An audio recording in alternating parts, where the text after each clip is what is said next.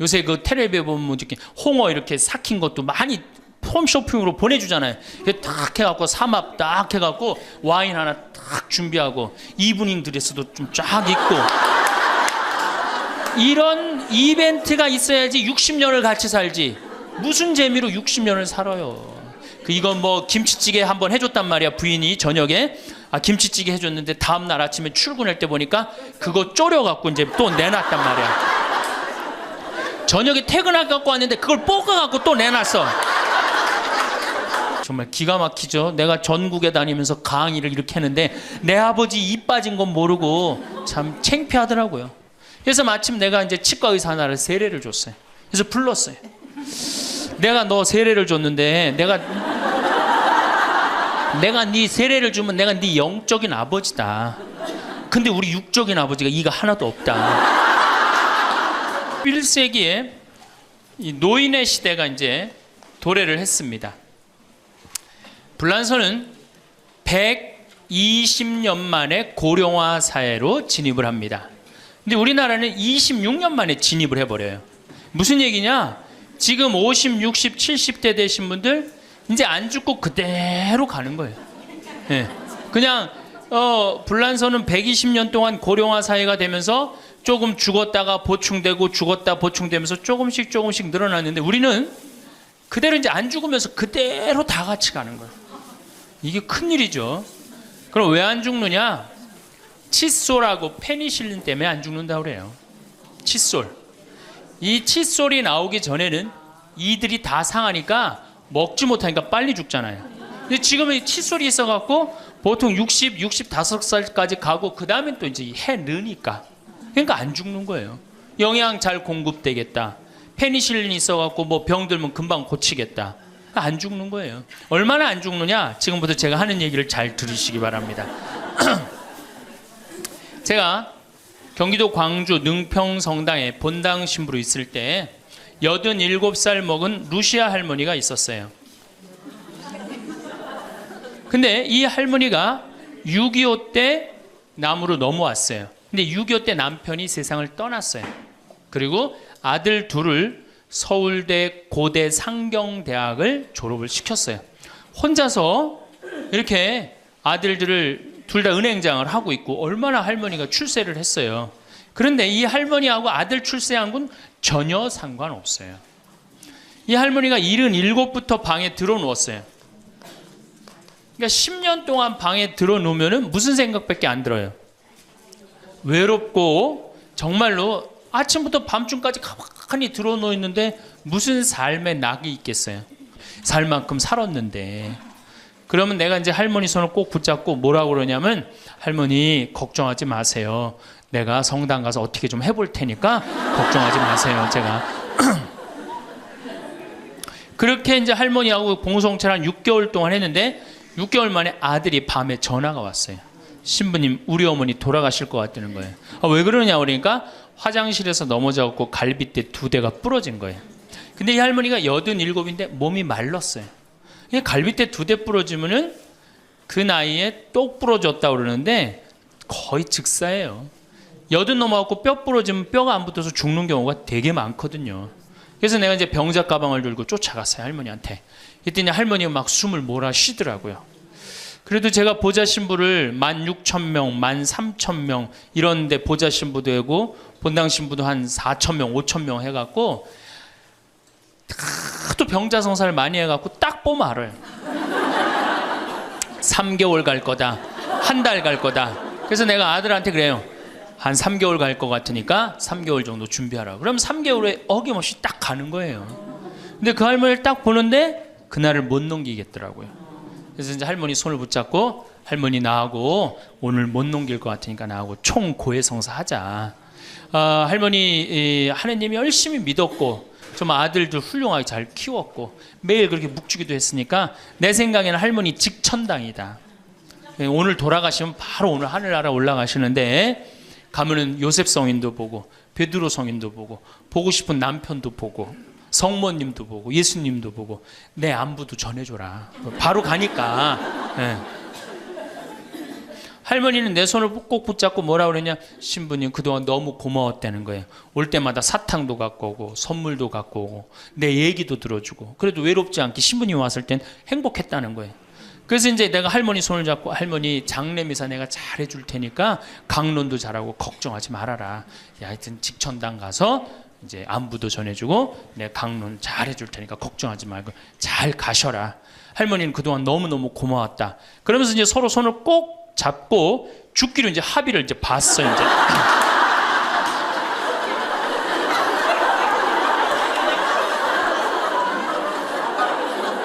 그래갖고 이제 본당에 와갖고 연령회장한테 연락을 했어요. 우리 그 루시 할머니 돌아가실 것 같으니까 빨리 가서 임종경 해라. 그 사무장한테는 내가 이제 내일 아무래도 장례가 나을 것 같으니까 장례 준비를 해라. 이제 그리고 이제 기다리는데 일주일이 돼도 연락이 없고 2주일이 돼도 연락이 없는 거야. 한 달 만에 다시 봉송체 신청이 들어왔어요. 그래서 내가 가갖고 할머니한테 그랬어. 할머니 어떻게 된 거냐? 우리 살아서 안 보기로 하지 않았느냐? 근데 왜 살아있느냐? 그랬더니 할머니가 우리 아들들이 어머니 돌아가시면 안 된다고 삼성의료원에 데려다가 그걸 붙여갖고 온 거예요.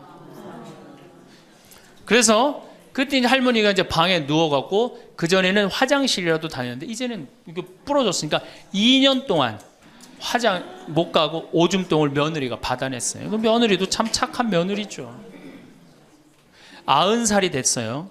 이런 부활 때 돼갖고 내가 이제 봉송체를 나갔는데 할머니가 일어나서 나온 거예요. 날 마중을 나왔어요. 그리고 하시는 말씀이, 신부님 이제 좀 일어나 다닐만 하다는 거예요. 이게 지금 가두션찬을 판국인데 일어나 다닐만 하다.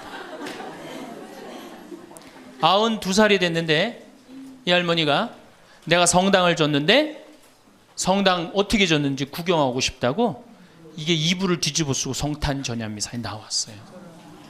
이제는 안 죽어요. 여러분들 정말로 내가 보통 이게 30년을 한 세대로 봅니다. 그렇죠? 그 60까지 결혼 30에서 60까지 정말 오래 사는 거예요. 근데 요즘은 이제 90까지 한 남자하고 60년을 살아요. 살만해요? 한 남자하고 한 여자하고 한 남자하고 부부로 만나서 딱 30년 사는 게 가장 맞대요. 그래서 그걸 30년을 한 세대로 보는 거예요. 근데 이게 더블로 사네. 한 남자랑. 저는 생각 잘했죠. 장가 안 가고 혼자 사는 게 정말 좋은 거예요. 또 내가 그 능평성당에 있으면서 겪었던 일인데 이 할아버지가 73살이야. 요셉 할아버지가 73살인데 며느리가 나보다 1살 어려요. 마침 우리 고향 사람이야. 그래서 아주 참 내가 이뻐했죠, 마음으로. 근데 이 며느리가 애를 4을 낳았어요. 그게 참 착해요. 누가 봐도. 그래서 다 효녀라고 그랬어요. 효부라고 그러고. 이렇게 보면은 정말로 성당도 열심히 나오고 시어머니 시아버지도 잘 모시고. 근데 나한테 와서 이제 개인적으로 신세 한탄을 할 때는 그러는 거예요. 신부님 시집살이 하기 너무 힘들다는 거예요.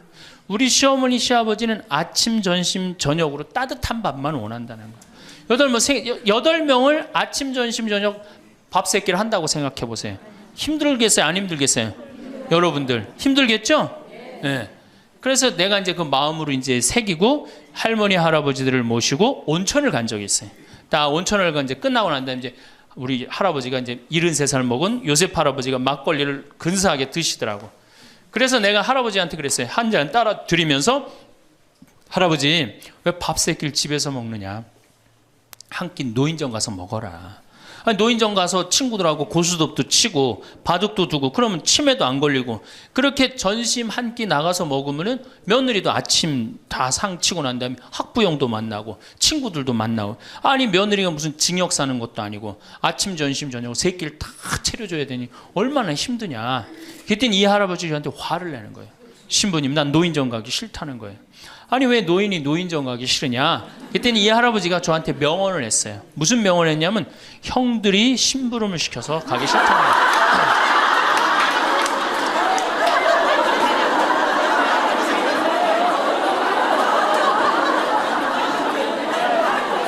아니 무슨 73세 형들이 심부름을 시키냐 그랬더니 신부님 모르는 소리 하지 마세요.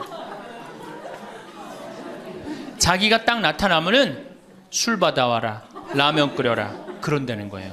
그래서 노인정 가기 싫다는 거예요. 제가 그때 너무 충격을 받아갖고 벌써 5년 전 얘기예요. 수원에 있는 아버지한테 가서 물어봤어요. 아버지 노인정 가세요. 그때 아버님이 73이셨어요.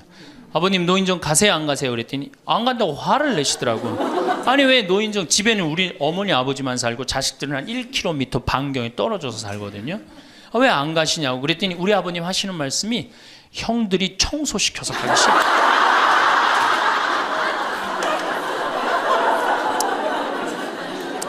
제가 알아보니까 75살 이하를 청노인이라고 그래요. 청년 노인이라는 거예요. 청년 노인. 이제 안 죽어요.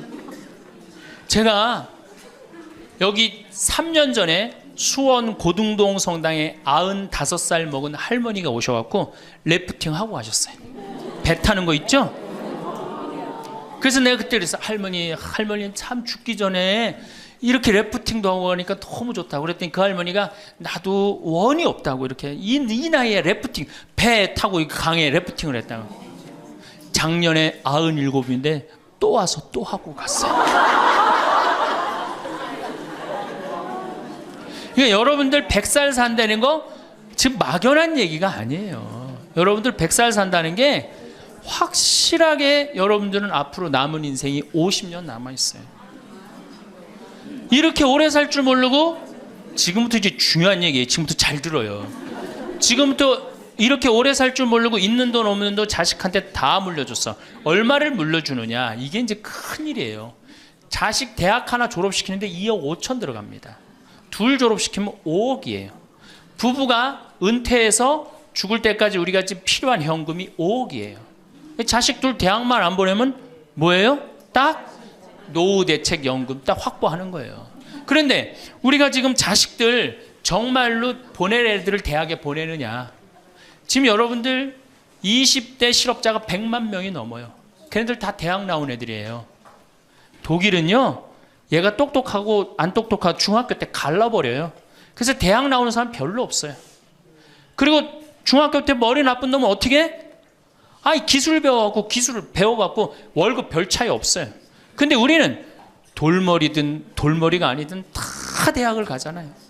그러니 이름으로 대학은 나왔고 기름칠하는 일을 하기 싫고 그 취직을 안 하는 거죠. 이걸 한량이라고 그럽니다. 한량.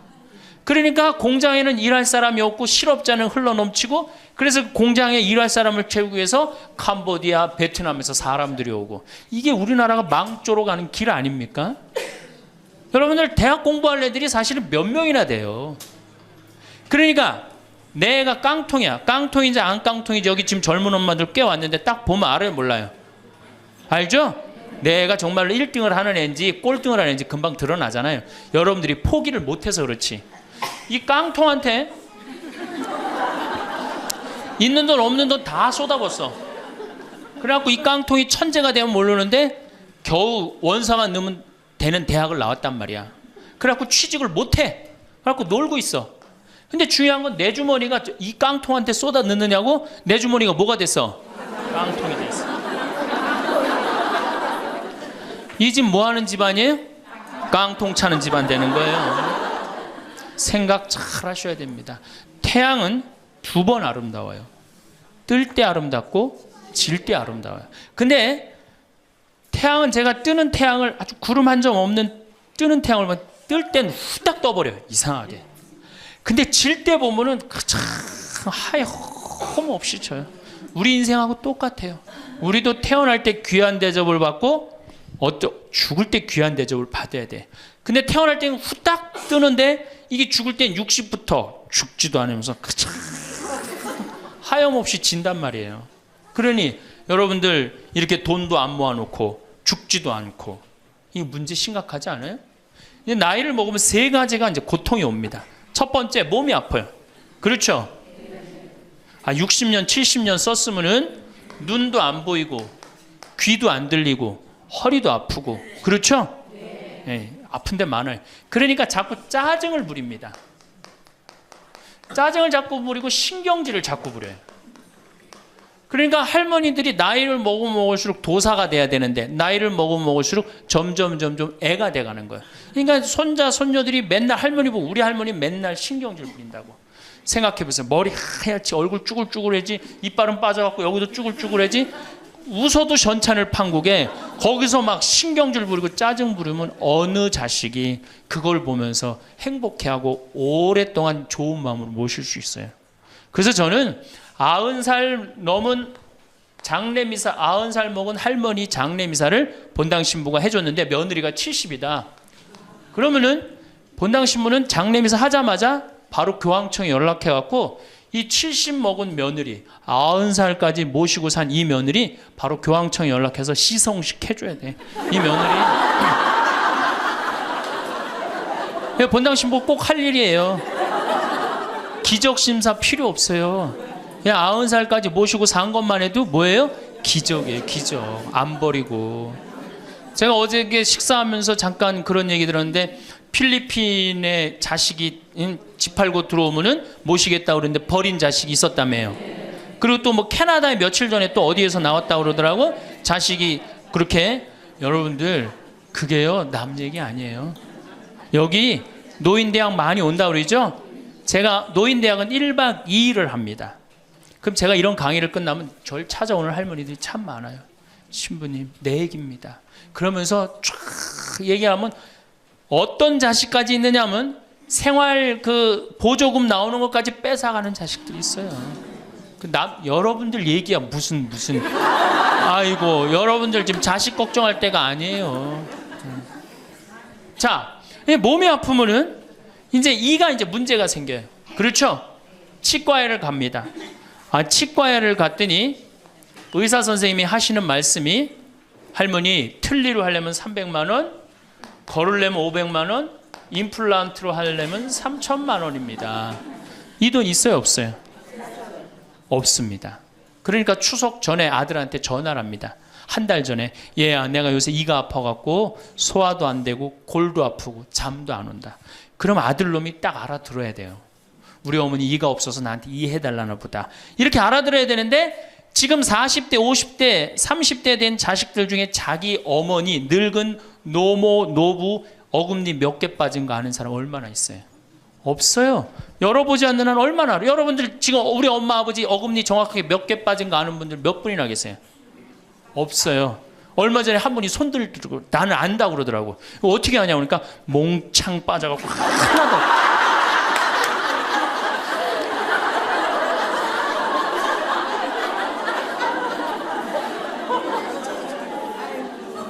그러지 않는 한 자기 부모님 어금니 몇 개 빠진 거 아는 사람 없어요. 제가 지금 강의를 한 10만 명 이상 했는데 정말로 아는 사람들 없어요. 그러니까 이 아들놈이 한다는 소리가 어머니 소금으로 양치하세요. 헬 이빨이 있어야지 소금으로 해든지 말든지 했죠. 이 속으로 끓는 거죠. 2주 전에 또 전화를 합니다. 얘야 내가 요새 이가 더 아파갖고 소화도 안 되고 잠도 안 오고 골도 더 아프다. 어머니 왜 이렇게 내 말을 안 듣느냐고 소금으로 해래니까.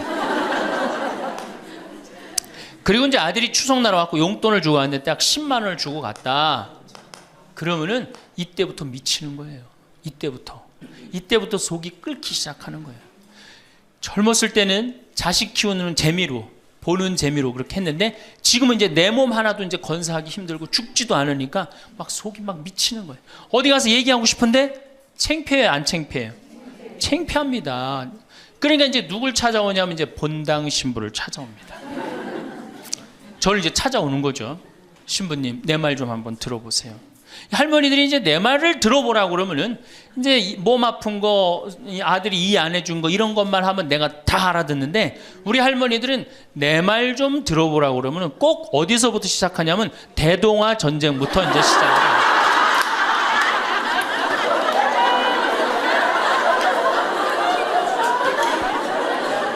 이래야지 이제 속이 풀리는 거예요. 내가 신부님 대동아 전쟁에 시집 와갖고 노숟가락 뺏긴 얘기, 시집살이 한 얘기, 정말 고생한 얘기. 그래서 신부님 이제 해방이 됐어요. 해방이 돼갖고 좀 살만한가 했더니 글쎄 6.25가 터지지 않았어요. 6.25 아직 이빨 얘기 나오려면 멀었어요. 이제 6.25 일사후퇴 얘기. 그리고 이제 53년부터 참 우리 지금 70대 80대 된 할머니 할아버지들한테 잘해야 돼요. 53년부터 62년까지 똥구멍이 찢어지게 가난하게 고생한 얘기 합니다. 전 정말 몰랐어요. 똥구멍이 찢어지게 가난하다는 얘기를 참 많이 들었는데, 그래서 할머니한테 한번 물어봤어요. 할머니, 똥구멍이 찢어진 게 뭐예요? 신부님, 말도 마십시오. 6.25 전쟁 때 여러분들 2차 세계대전에 쏟아놓은 폭탄을, 그거 남은 폭탄 다 우리나라에 다 쏟아붓어요. 그러니 전쟁 끝나고 뭐가 있어요? 전부 다 폐허가 돼갖고 아무것도 없죠. 가을에 우리나라가 한 85% 이상이 소장농이에요. 겨우 자기 해 먹을 거 그것밖에 안 됐어요. 전쟁 끝나고 9월에 이제 추수를 합니다. 9월에 추수를 하면 먹을 게 언제 떨어져요? 2월에 떨어져요. 그럼 보리는 언제 펴요? 5월에. 여러분도 오시면서 보리밭 보셨어요? 보리밭 이렇게 있는 거. 5월에 이제 보리가 피면은 2, 3, 4, 5월을 견뎌야 되는데 먹을 게 있어요? 없죠. 그러니까 산에 풀뿌리 캐서 먹고 나물 캐서 먹고, 그것도 모자라면 이제 뭐를 캐서 먹느냐면, 뭐를 먹느냐면 소나무 껍질 안에 하얀 속살, 그거를 이제 벗긴다 그래요. 그걸 벗겨갖고 말린다 그래요. 말려갖고 그걸 간대요. 할머니들, 옛날 할머니들 생각나시죠? 그걸 갈아갖고 국에 넣어서 먹으면 국이 빨간데 국을 먹으면 배가 부르대요. 또 거기다 밥을 해서 먹어도 배가 그렇게 부르대요. 옛날엔 배가 고파 죽겠는데 배 부르면 최고 아니에요. 배는 이제 먹었는데 이제 배는 부르는데, 문제는 이게 섬유질이 엄청나게 강한 거예요. 이게 야채나 뭐 채소나 과일의 섬유질하고 틀리대요. 그래갖고 이제 이게 들어가면 소화가 안 되고 딱딱하게 굳는 거예요. 수분이 빠지고. 대장에 가면 이제 딱딱한 돌덩어리로 굳는 거예요. 그 딱딱한 돌덩어리로 굳은 걸 빼내려고 그러니 똥구멍이 찢어지는 거냐. 신부님, 똥구멍이 찢어지게 가난하게 고생한 얘기. 그리고 이제 내가 자식들을 이제 내 자식만은 고생을 시키지 않으려고 정말 내가 먹고 싶은 거, 쓰고 싶은 거, 다니고 싶은 거 안 하고 논 팔고 소 팔고 정말로 고생해서 내 자식을 키워놨는데, 내가 늙어서 이해해달라고 그러는데, 아니 이 10만 원을 갖다 줬어. 신부님 억울해서 못 살겠다, 분해서 못 살겠다, 그 얘기를 해요. 이 얘기가 사실 남 얘기가 아니에요. 제 얘기예요, 제 얘기. 제가 아버님 70살 때 종합검진을 해드렸어요. 종합검진을 이렇게 해드렸는데 깜짝 놀랐어요. 결과를 보고 어금니가 하나도 없으신 거예요. 어금니가 하나도 없어. 그러니까 아버지, 제가 맨날 이렇게 갈비집에 가서 갈비 사드릴 때 뭘로 드셨느냐고 그랬더니 아들 신부가 사주는 거라 앞니로 그냥 대충 씹어갖고 삼켰다는 거예요. 정말 기가 막히죠. 내가 전국에 다니면서 강의를 이렇게 했는데 내 아버지 입 빠진 건 모르고 참 창피하더라고요. 그래서 마침 내가 이제 치과 의사 하나를 세례를 줬어요. 그래서 불렀어요. 내가 너 세례를 줬는데 내가 네 세례를 주면 내가 네 영적인 아버지다. 근데 우리 육적인 아버지가 이가 하나도 없다. 돈은 내가 요것밖에 없으니까 네가 아버지다 생각하고 완벽하게 해놔라. 뭐 가장 정성을 들여서 해놔라. 내가 뭐 그 병원도 축성도 해주고 다 해줬으니까. 그래갖고 정말 아버지 하듯이, 아버지라고 그래라 그냥. 그래, 아버지 하듯이 거의 1년 동안 매주일 공사를 한 거죠. 그래갖고 완벽하게 해드렸어요. 그 다음부터 이제 갈비집에 가도 이제 심지까지 뜯어 드시고, 그 다음부터 이제 지리산 꼭대기까지 뛰어 올라갔다 뛰어내렸다. 두 번째, 친구가 없어요. 이거 아주 중요한 겁니다. 몸 아픈 거. 우리나라가 OECD 국가 중에 노인 자살률이 1위입니다. 누구보다 높아요? 일본보다 2배가 높아요. 일본은 고독사 하기로 유명한 나라예요. 늙어서 혼자 죽기로 유명한 나라예요. 근데 우리나라는 그 나라보다 자살률이 2배가 높아요. 왜? 경제적인 이유 때문에. 왜? 여러분들 여기 이제 할머니 할아버지들 몇 분 계신데, 자, 내가 돈에 주머니가 없어. 그럼 바깥에 나가고 싶어, 안 나가고 싶어요? 당연히 안 나가고 싶어요. 아, 내가 저 모임에 나가갖고 뭐 한번 얻어 먹었어. 그 다음에 내가 그 친구한테 사줘야 되는 내가 돈이 없어. 그 다음 만나게 돼요, 안 만나게 돼요? 나이 먹어갖고 돈이 없으면 자신이 없어져요. 자신이 없어져요. 그러니까 여러분들 자식 초등학생이 학원비가 50만 원, 지금 중학생이 70만 원, 고등학생이 90만 원이에요. 그러면은 내가 이 90만 원 중에 20만 원만 떼어서 어머니 용돈 줘봐. 우리 어머니 신나서 살걸? 근데 내 자식 학원비 90만 원 안 갖고 오는데 부모 30만 원 용돈? 여러분들 지금 자식들이 부모한테 용돈 얼마 주는 줄 아세요? 1년에 100만 원 줘요. 그 나누면 8만 원이야, 8만 원. 그걸 받으려고 있는 돈 없는 돈 대동아 전쟁부터 고생해가면서 그렇게 키워요. 이제는 부모 자식지간의 효의 개념은 끝났어요. 효는 끝났다고 그래요. 많은 사회학자들이 효는 끝났다. 사랑만 남아있다는 거예요. 이 얘기도 이제 제가 곧 할 거예요. 자, 친구가 없으니까 속이 좁아져요. 그렇겠어요, 안 그렇겠어요? 아니, 친구들이 있으면 얘기도 좀 하고 속도 풀고 그러면 속이 좀 이렇게 풀려 맺혔던 것도 풀잖아요. 집안에서 이제 친구가 없으니까 가만히 방 안에서 이제 뒷방 벽에 이제 어느 학자가 우리나라 노인을 뭐라 그래? 쥐처럼 깜깜한 방에서 웅크리고 앉아있다고 그래요. 우리 할머니들이 내가 봉송체 가면 하고 있는 일이 깜깜한 방에서 진짜 웅크리고 앉아있어요. 쥐처럼. 그러니까 할 일이 뭐가 있어? 벽에다가 인생 복귀하는 거죠. 대동아 전쟁 생각하고 한숨 한 번 쉬고 6.25 생각하고 한숨 한 번 쉬고 이빨 안 해준 거 생각하고 한숨 한 번 쉬고 여름에 냉면을 먹고 싶어. 그러면은 큰아들이 사줄래나 둘째 아들이 사줄래나 막내 아들이 사줄래나 기다리는데 한 놈도 안 사줘. 그러면 언제 그걸 갖고 있다가 터트려요? 추석 때 터트립니다.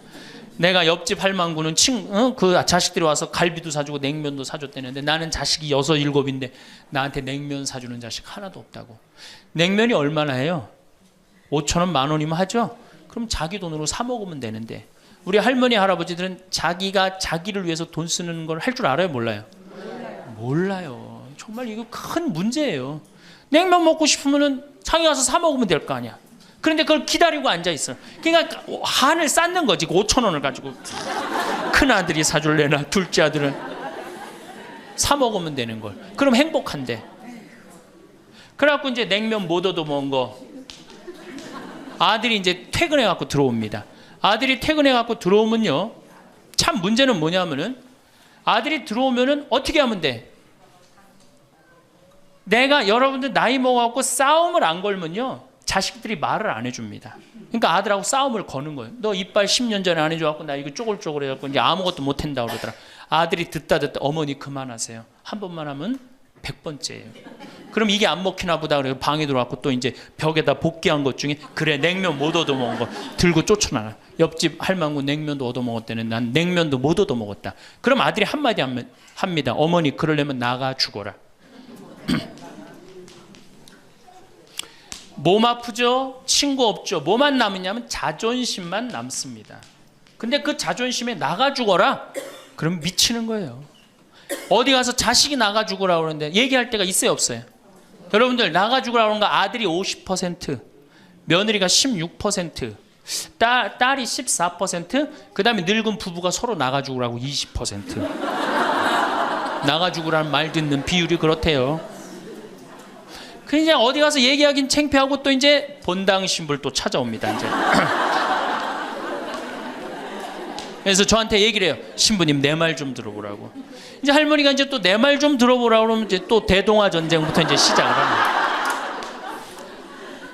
해방, 6.25, 똥구멍이 찢어지게 가는. 내가 이렇게 키웠는데 나부로 나가 죽으라고 그런다고. 이제 늙었으니까 필요 없다고 나부로 나가 죽으라고 그런다고. 여러분들 그런 소리 이제 듣습니다. 왜 죽지도 않고 이렇게 오래 사느냐고 분명히 자식들한테 그런 소리 들어요. 100살까지 산다고 생각해봐요. 그것도 자식한테 얹혀서 100살 산다고 생각해보세요. 이제는 자식하고 늙어서 같이 산다는 생각은 꿈도 꾸면 안 돼요. 늙어서 이제 나 어떻게 살아야 돼? 나 혼자 자식한테 폐 안 끼치고 오래 사는 게 누구하고 좋은 관계 유지하는 거야? 자식하고 좋은 관계 유지하는 거예요. 어쨌든 나가 죽으라 그러니까 이제 미치는 거죠. 그래갖고 이제 다 듣고 이제 할머니가 나한테 그래, 신부님 나 꽃동네 좀 바래다 줄라. 난 자존심 상해서 저 집에서 도저히 못 살겠다. 그럼 내가 할머니한테 그래, 할머니 꽃동네는 아무나 가는 게 아니에요. 안 돼요. 그저 새벽에 그 꽃동네 앞에 내려다만 주면 그 다음부터 내가 다 알아서 할 테니까 신부님은 꽃동네 앞에까지만 바래다 달. 내가 이제 다 듣다가 할머니한테 그래요. 할머니 그 자식 키웠을 때 속상한 적 있었어요, 없었어요? 속상한 적 많았죠. 7살 10살 미운 오리 새끼. 그때 말 안 들을 때 할머니 그 아들한테 속상하면 뭐라고 그러셨어요? 그렇지, 나가 죽어라 그랬죠. 네. 할머니 그냥 나가 죽으라고만 그랬어요? 아니요, 나가 되져라. 그러면 7살 10살 먹은 자식이 자존심이 안 상했겠느냐? 자존심이 상했지만 그 아이는 참고 살았다. 너무 엄마가, 천하의 엄마가 나가 죽으라 했지만 나갈 때가 있어야지 걔가 나갈 거 아니야. 자존심이 상했지만 참고 살았다. 이제 누구 차례다? 할머니가 참고 살 차례다. 아들도 나가 죽으라 그랬을 때 참고 살았다면 이제는 할머니가 나가 죽으라 할 때 참고 살 차례다. 지금 나가면 누가 할머니를 걷어줄 거냐? 오로지 부모라는 이유 하나로 한 집에 살아주는 것만 해도 고맙게 생각하고, 할머니가 할머니의 노년을, 할머니의 남은 생애를 준비하지 못한 할머니 잘못이다. 누구 탓할 거 아무것도 없다. 그럼 무슨 생각을 하는지 가서 참고 살아요. 참고 살아야지 어떻게 할 거야.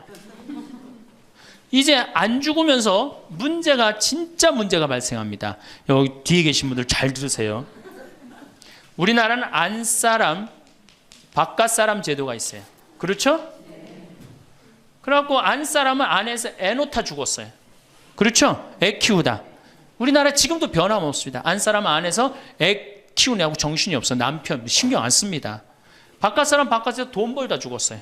옛날에는 부부 갈등이 없었어요. 왜? 만날 일이 있어야지.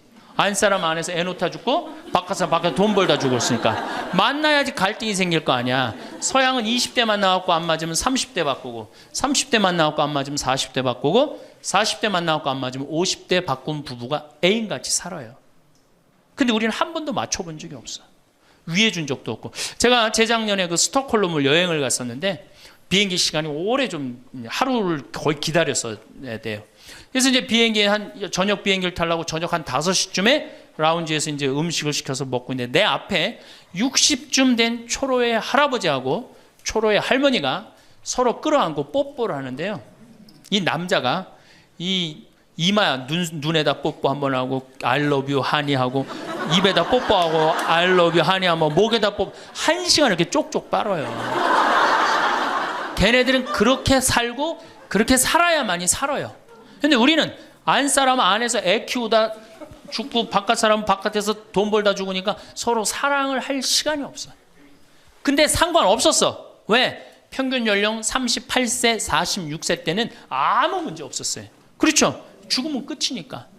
근데 이제 안 죽으면서 문제가 발생을 해요. 직장에서 너는 이제 그만 사회에서 쓸모가 없으니까 집으로 가라. 그래갖고 이 바깥 사람을 고홈 집으로 보낸단 말이야. 그래갖고 이제 안방에 이제 이 바깥 사람이 딱 앉아 있는 거예요. 그래갖고 안방에서 안사람이 되는 거예요. 집안에 안사람이 둘이 되는 거예요. 이게 아내가 뭐에 태양이라는 뜻이거든요. 집안의 태양을 아내라고 그러잖아요. 이 집안의 태양이 둘이니 이게 사이가 좋아요. 그리고 우리 남자들이 여자한테 하니 I love you 뽀뽀 쫙쫙 해대면서 그렇게 해요. 여러분들 사랑한다는 얘기 들어요, 안 들어요? 이게 우리의 큰 문제예요. 사랑한다는 말도 안 듣고. 이 우리나라 남자들은 부인을 위한 이벤트를 할 줄 몰라요. 그러니까 이게 어떻게 있느냐면 가을 젖은 낙엽 땅바닥에 붙어 있듯이 쫙 부인한테 붙어 있으면서 밥 새끼 따박따박 그냥 받아먹고 끝난단 말이야. 설거지를 하기라나 뭘 하기라나. 그러니 미치는 거죠. 그러니까 할머니들이 저한테 진짜 할머니들이 그런 얘기 많이 해요. 정말 30년 40년 동안 밥 해대는 거 지겹다고. 지겹죠. 설거지를 해기래나 뭐 사랑한다고 말을 해기래나 뽀뽀를 해주기래나 그냥 소리나 뻑뻑 지르고 심부름이나 시키고. 근데 이 할아버지가, 어떤 할아버지가 갑자기 심장마비로 죽었어요. 그냥 얼마나 할머니가 좋아. 심장마비로 죽었으니. 병원에 가니까 의사가 딱 청진길 대더니 아유 할아버지 돌아가셨다고, 심장마비로. 이제 간호사한테 다 처리해갖고 냉도실로 모시라고, 영안실로. 그래갖고 이제 영안실로 이렇게 할머니가 이제 이렇게 할아버지 뒤를 따라가는데 이 할아버지가 가다가 깨어난 거예요. 깨어나갖고 이제 할머니가 뒤 따라온단 말이야. 그러니까 아우 나 좀 살아났으니까 얘기 좀 해달라고 막 그러니까 이 할머니가 못 들은 척.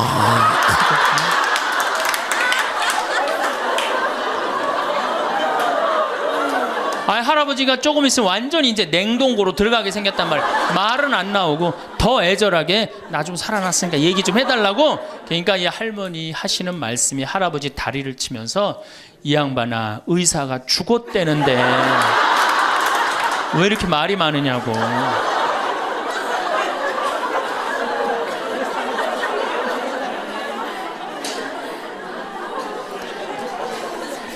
반대로 우리 여성들, 우리나라 이 여성 아내들이 남편한테 잘하느냐?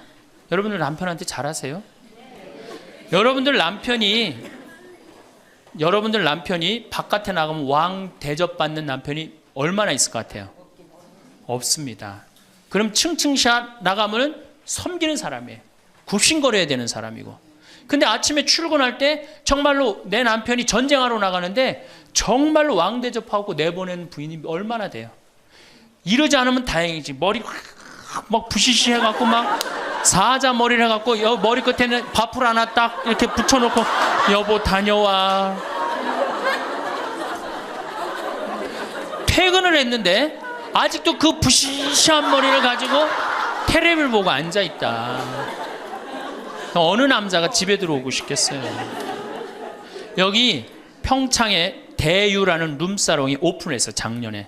서울 아가씨 항시 30명 대기 이렇게. 그러면 여러분들 남편이 어디 가면은 왕대접 받아요. 그러니까 여러분들이 남편을 룸사롱으로 내모느냐 집안으로 끌어들이느냐 누구한테 달려있는 거야?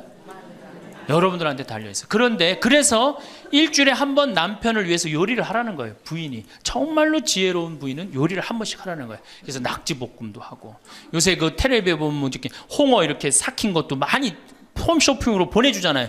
딱 해갖고 삼합 딱 해갖고 와인 하나 딱 준비하고 이브닝 드레스도 좀 쫙 입고 이런 이벤트가 있어야지 60년을 같이 살지. 무슨 재미로 60년을 살아요. 이건 뭐 김치찌개 한번 해줬단 말이야. 부인이 저녁에 김치찌개 해줬는데 다음날 아침에 출근할 때 보니까 그거 졸여갖고 이제 또 내놨단 말이야. 저녁에 퇴근할 갖고 왔는데 그걸 볶아갖고 또 내놨어.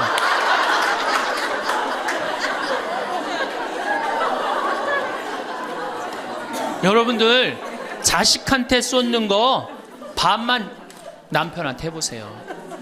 여러분들 아마 얻고 살 거예요. 나이 먹어서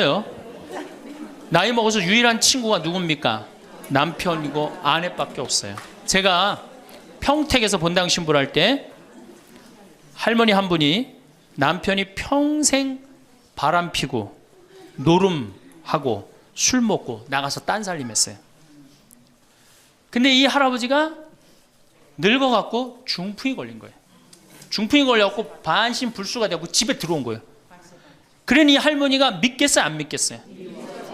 밉죠. 나만 보면은 빨리 죽었으면 좋겠다. 매일 입버릇처럼 했어요. 그러니까 이 할아버지가 또 말도 못하는 중풍이 이제 와갖고 고해성사를 이제 이렇게 할머니하고 할아버지하고 같이 들어와요. 그래갖고 이제 할머니가 이제 할아버지 잘못한 걸 다 나한테 얘기를 해줘요. 그러면은 할아버지가 그걸 받아들이면 되는데 안 받아들입니다. 할머니를 때리는 거예요. 내가 언제 그랬느냐. 그러니 난 내가 봐도 야, 저 할아버지 양심도 없구나. 그냥 젊었을 때 저러더니 늙어서 고해를 대신까지 해주는데 얼마나 고마워. 그런데도 그냥 그 할머니를 때리고 저렇게 구박을 하니 참 정말로 빨리 죽었으면 좋겠다. 그런 생각을 했어요. 근데 그 할아버지가 돌아가셨어요. 마침 내가 있을 때. 그래서 내가 장례 미사를 해주고 할머니 손을 꼭 잡고 그랬어요. 할머니 이제 그동안 고생 많이 했으니까 이제 편안하게 집에 가서 이제 행복하게 쉬시라고 남은 여생. 그래갖고 이제 할머니를 보냈는데 그 밤 11시에 할머니가 전화를 했어요. 신부님 우리 집에 좀 와달라는 거예요. 한참 자는데. 왜 그러시냐고 그러니까 그 병상에 누워있던 남편이 없으니까 이 집이 그렇게 무섭고 쓸쓸하고 외롭고 허전하다는 거야. 지금 빨리 와서 기도를 해달라는 거야. 그래서 자다가 또 옷도 갈아입고 이제 내가 가고 그 할머니 이제 안수기도 해주고 이제 손잡고 기도해주고 오면서 늙어서 남편이 죽는다. 그럼 그날로 여러분들은 아무것도 아니에요. 완전히 홀로 되는 거예요. 그러니까 정말로 귀하게 지금 자식을 귀하게 해줘야 돼. 남편을 귀하게 해줘야 돼. 그러니까 오늘 당장 집에 가고 학원 끊어요. 학원 끊고 대학 다닌 자식 있으면 당장 휴학시키세요. 자, 맨 마지막으로 이제 돈이 없어. 이게 이제 제일 큰 문제죠. 그렇죠? 돈만 있으면 어떻게 해요? 자식하고 관계가 굉장히 좋습니다. 돈만 있으면. 어느 정도로 좋으냐? 작년에 내가 여기 우리 생태마을에 콩을 계약 재배를 했어요. 계약 재배를 했는데 1억 원어치 정도 콩을 샀어요. 그런데 제가 무슨 일이 좀 생겨갖고 돈이 없어졌어요. 있던 돈이. 그 돈이 이제 한 2달이나 3달 후에 나오는데 농민들은 빨리 돈을 달라는 거예요. 이 계약 재배해갖고 왜 안 주냐. 그래갖고 쩔쩔 매는데 꼭 요맘때예요. 우리 어머니가 딱 오시더니 아들이 막 쩔쩔 매고 사람들이 막 농민들이 왔다 갔다 하는 걸 보고 왜 그러시냐고 신부님. 그래서 내가 원래 계약 재배를 했는데 돈이 원래 한 2억이 들어오기로 했는데 그 돈이 안 들어왔고 내가 지금 못 줘서 지금 너무너무 당황스럽다고 그냥 그 얘기만 저는 했어요. 근데 어머니가 일주일 동안 있기로 하셨는데 그날 그냥 집에 가시더라고요. 우리 누나한테 가자 그랬더니 차로 가셨어요. 다음날 어머니가 전화를 하셨어요. 신부님 내가 그 돈 해서 보냈다는 거예요. 하루 만에 어머니가 그 엄청난 돈을 해서 보낸 거예요. 아들이 그냥 뭐 그런 거 고생하는 거 보기 싫은 거지. 그래갖고 그 돈을 해갖고 싹 일주일 만에 싹 정리했어요. 나는 어머니가 얼마나 고마운 줄 몰라요. 저는요 우리 어머니가요 안 죽었으면 좋겠어요.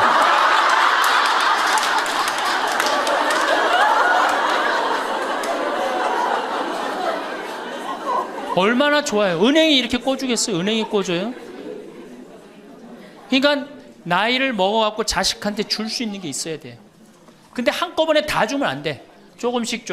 그리고 그 자식이 나한테 돌려주는 게 있는 자식한테 줘야지. 줬는데 안 주는 자식은 싹수가 노란 거예요. 그래서 그 자식한테는 주지 말고 내가 줬는데 나한테 준다. 그럼 그 자식한테 계속 잘해주면. 그래서 저는 어머니하고 자식지간이 기브 앤드 테이크야. 죽을 때까지 기브 앤드 테이크를 해야지 서로 행복한 거예요. 네. 그래서 우리 자식들은 용돈 많이 드립니다. 어머니 아버지한테. 우리 어머니 아버지 이렇게 한 1년에 받는 용돈을 가만히 들어보니까 연봉 한 2천만 원 정도 되더라고요. 2천만 원이면 괜찮잖아요. 그럼 그 돈 당신 위해서 씁니까? 또 누구한테 써요?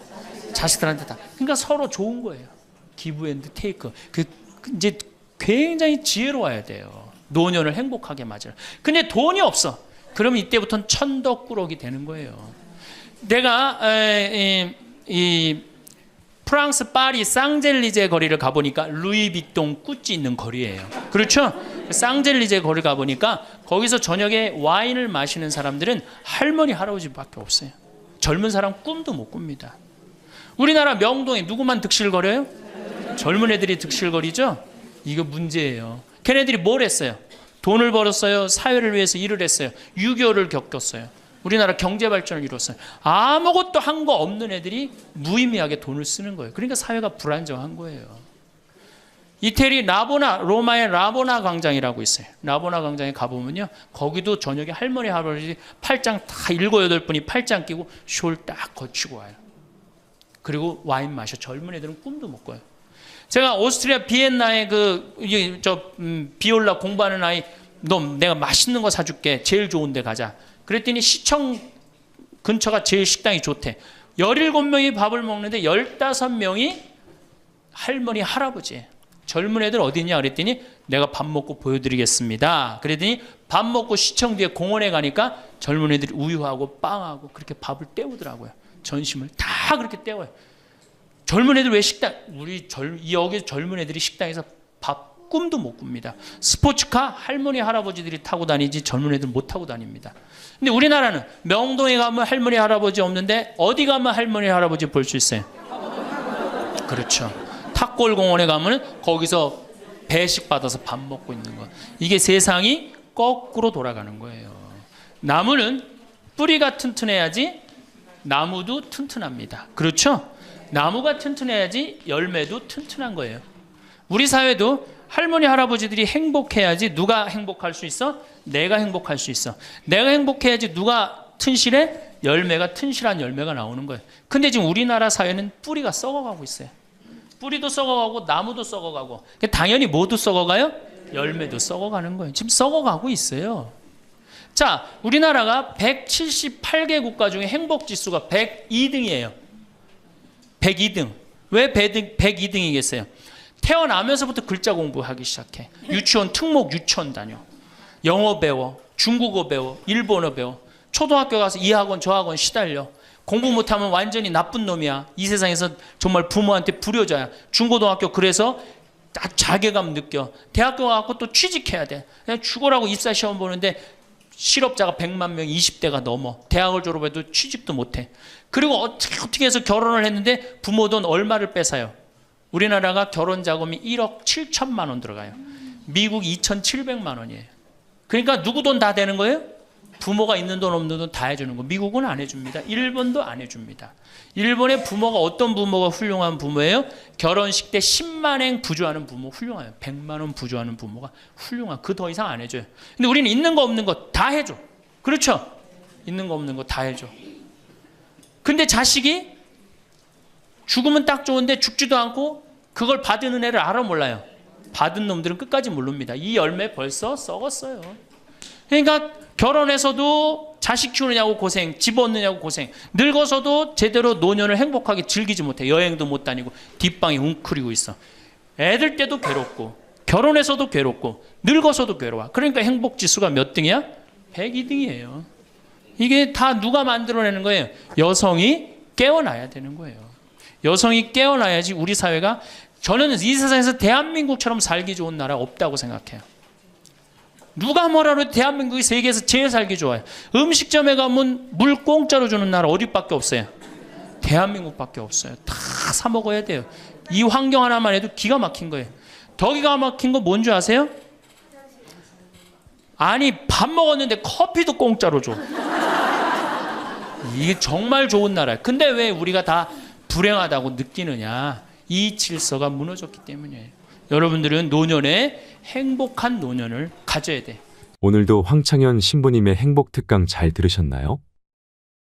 이어서 나이 들수록 들으면 도움이 되는 지혜의 말씀을 들려드리겠습니다. 첫째, 외로움을 두려워하지 마세요. 나이가 들면 가장 걱정되는 것이 무엇인지 사람들에게 물으면 남자들은 외로움이, 여성들은 경제력이 가장 걱정된다고 합니다.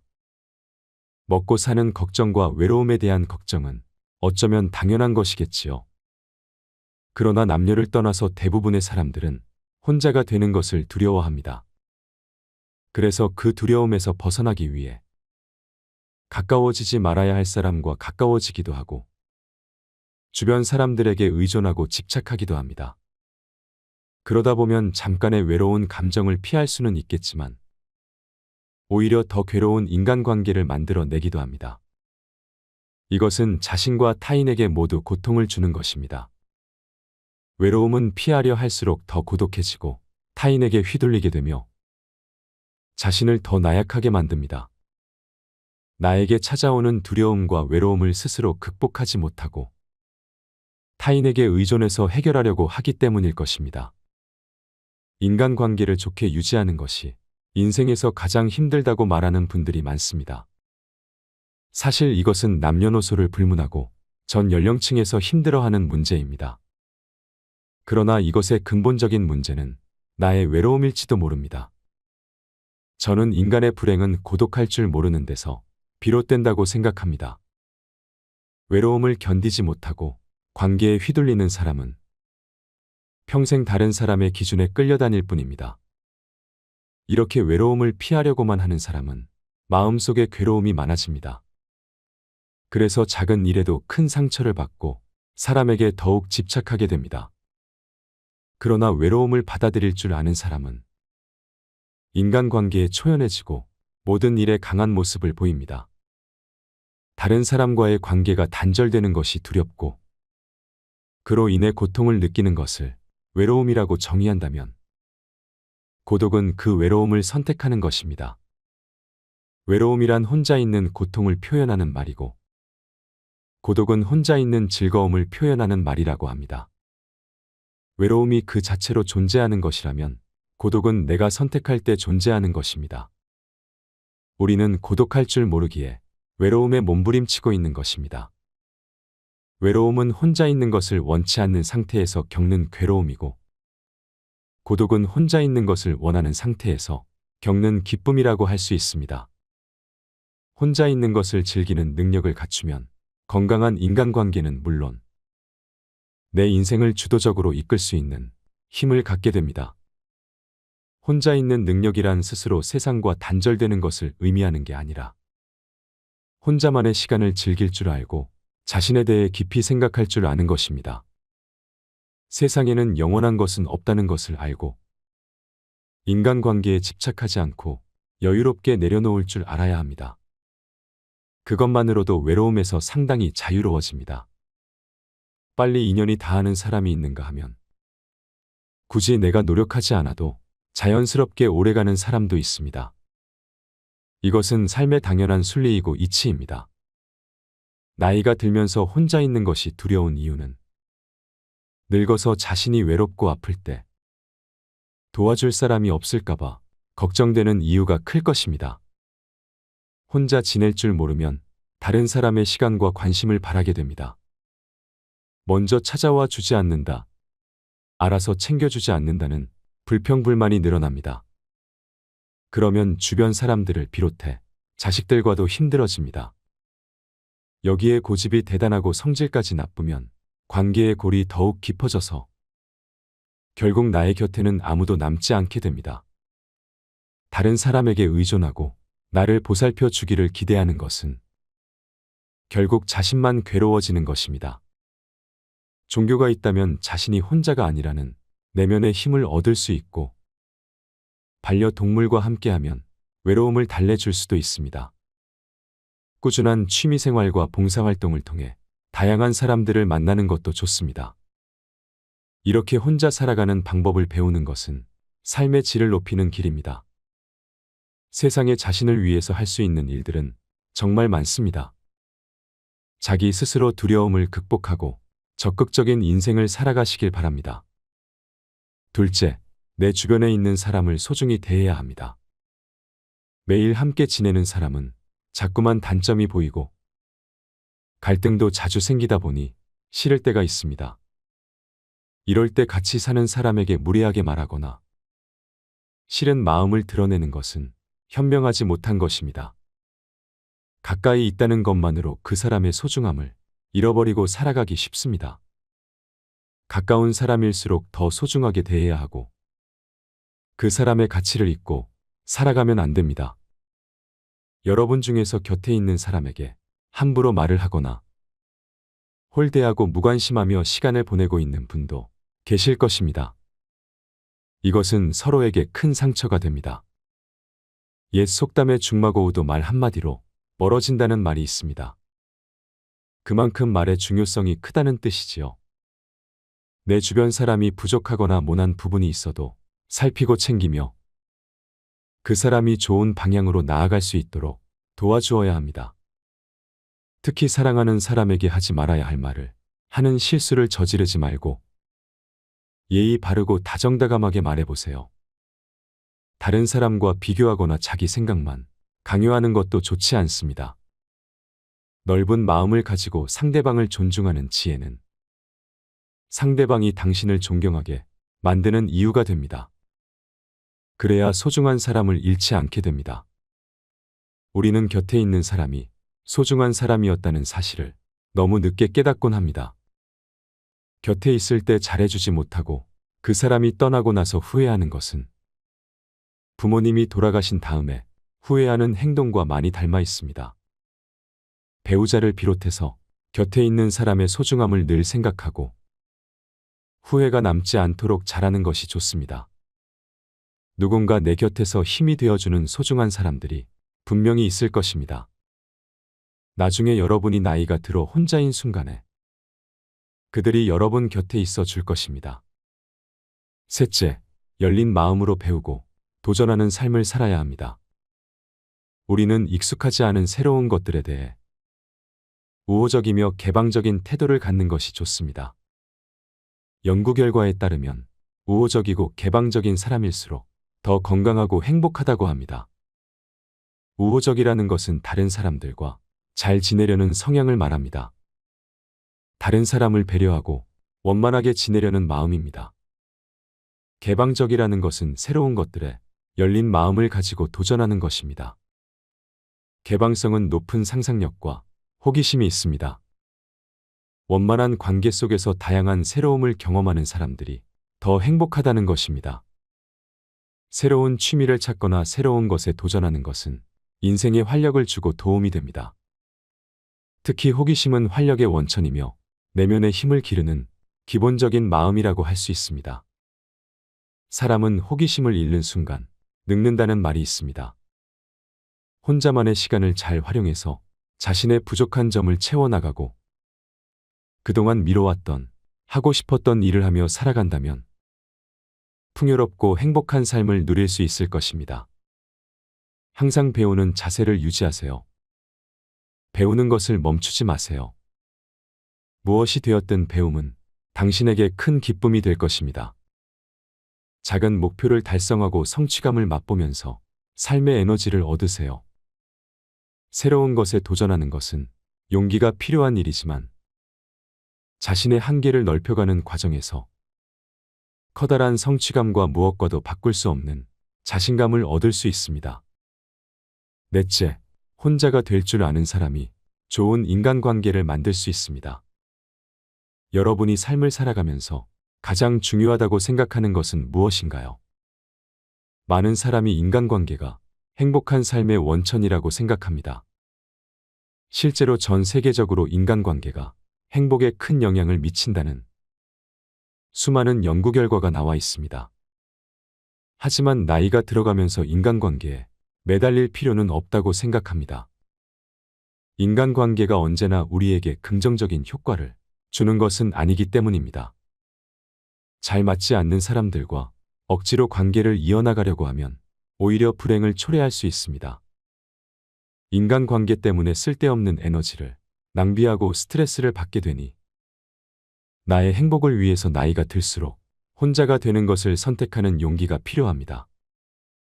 모든 사람들은 혼자가 되는 것에 두려움을 가지고 있습니다. 그리고 그러한 결핍을 채우기 위해 타인에게 의존하려고 합니다. 하지만 이런 태도는 타인에게 이용당하거나 남들에게 휘둘리기 쉬운 사람이 될 수 있습니다. 반면에 혼자서도 시간을 잘 보내는 사람은 현명하게 고독을 즐기며 시간을 잘 활용하고 자신의 부족한 부분을 스스로 채우려고 노력합니다. 좋은 인간관계를 맺는 것은 삶의 질을 높여주고 행복감을 주는 요소입니다. 하지만 좋은 인간관계를 맺기 위해서는 자신의 가치와 존중을 잃어버리면 안 됩니다. 단순하게 나이를 많이 먹었다고 성인이 아니라 진정한 성인이란 몸과 마음이 성숙하고 자유와 책임을 다하는 사람을 의미합니다.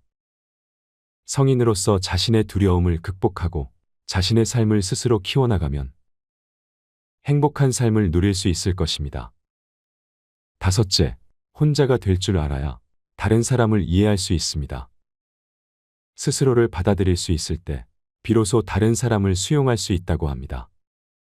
자기 자신을 이해하고 알아가는 시간을 꼭 가지세요. 누군가 당신에게 솔직하게 속마음을 얘기한다는 것은 그 사람이 당신을 그만큼 신뢰하고 있다는 증거입니다. 그렇게 할 수 있는 이유는 당신이 스스로를 받아들이는 성숙한 모습을 보여주었기 때문일 것입니다. 그 내면에서 나타나는 여유로움은 다른 사람의 감정에 깊이 공감하고 이해할 수 있는 이유입니다. 나를 신뢰하고 따르는 누군가가 있다는 사실만으로 당신은 인간관계에서 안정감을 느끼게 될 것입니다. 혼자가 될 줄 알아야 편안하고 행복할 수 있는 이유입니다. 자신과의 시간을 충분히 갖고 자신과 대화하며 해답을 찾아보세요. 주위의 소중한 분들에게도 공유해 주시면 좋을 것 같습니다. 한 번 더 들으시면 가슴에 더욱 새겨질 것입니다. 반복 재생합니다. 1세기에 이 노인의 시대가 이제 도래를 했습니다. 불란서는 120년 만에 고령화 사회로 진입을 합니다. 근데 우리나라는 26년 만에 진입을 해버려요.